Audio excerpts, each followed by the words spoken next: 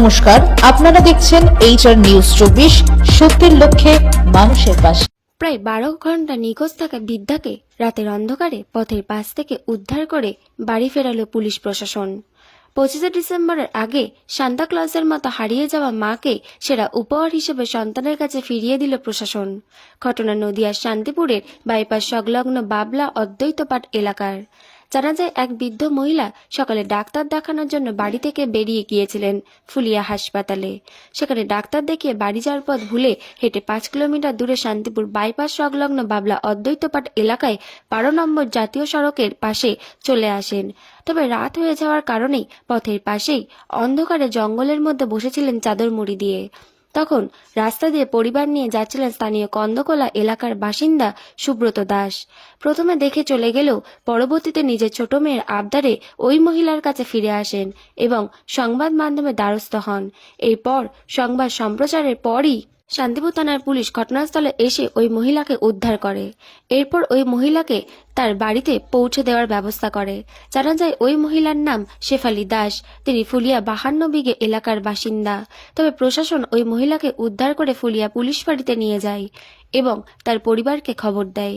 পরিবার এসে মহিলাকে নিয়ে যায়। তবে হারিয়ে যাওয়া মাকে ছেলের হাতে তুলে দেওয়ার খুশি মহিলার ছেলেরও।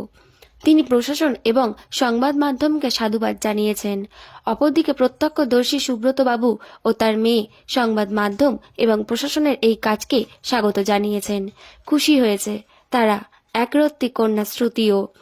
শান্তিপুর থেকে প্রভাত নন্দীর রিপোর্ট, HR নিউজ 24।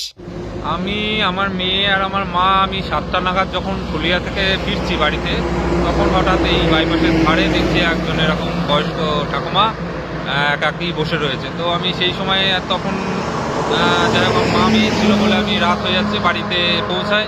এবং আমার বাড়ি কন্দখোলাতে। আমি বাড়ি যাওয়ার পরে আমি বাড়িতে আলোচনা করি এবং আমার মেয়ে খুব উদ্বিগ্ন হয় যে এরকম একটা রাস্তার ধারে শীতকাল ঠাকুমাটা বসে রয়েছে।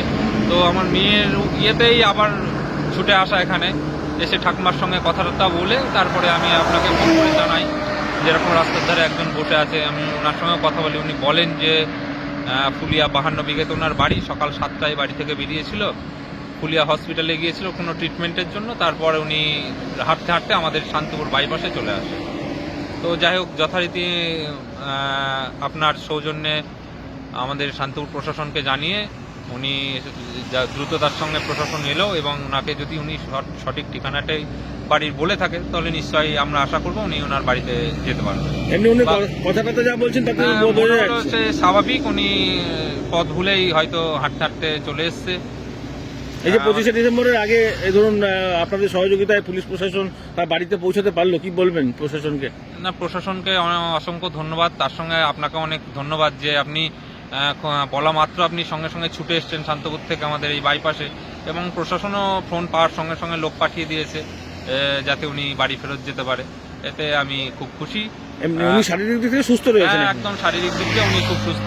নাম ঠিকানা যেটুকুনি বলতে পারলো, যদি উনি সঠিক বলে থাকে এতক্ষণ আশা করবো যে উনি বাড়িতে পৌঁছে গেছে। আপনার নাম, পরিচয়? আমার নাম সুব্রত দাস, আমার বাড়ি কন্দকোলা। কেমন লাগলো? তোমার কেমন লাগলো ঠাকুমা? ভালো লেগেছে? ঠাকুমা বাড়ি পৌঁছেছে জানো তো? আচ্ছা, কি নাম তোমার? কোন ক্লাসে পড়ো? হ্যাঁ, আচ্ছা। আপনার রীতা দাস। স্বামীর নাম? সাধন দাস। বাড়ি? তালতলা।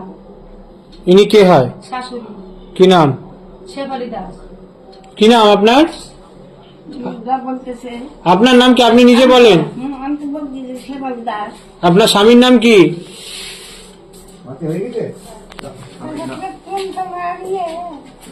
নাম কি?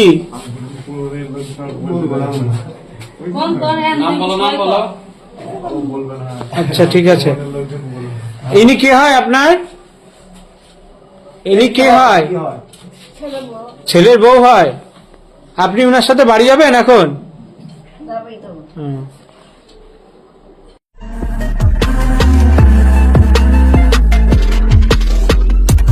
নমস্কার, আপনারা দেখছেন HR নিউজ 24, সত্যের লক্ষ্যে মানুষের পাশে।